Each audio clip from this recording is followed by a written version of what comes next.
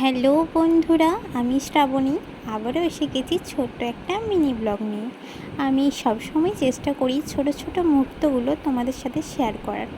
আজকে আমরা চলে যাচ্ছি আমার ছেলে মেয়ের জন্মচুল দিতে, মানে জটা দিতে।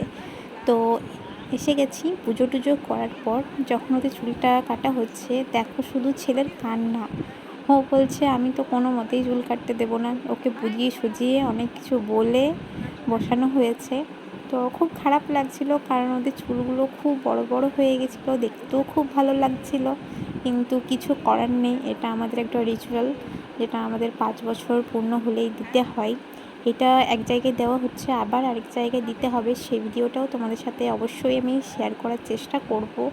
তাই সবসময় পাশে থেকো, আর ভিডিওগুলো যদি ভালো লাগে তো একটা লাইক করো, পাশে থেকো, এটাই বলবো।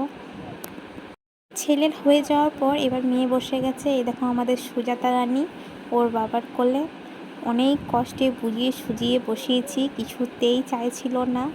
তো যাই হোক, কিছু তো করার নেই, খারাপ লাগলেও।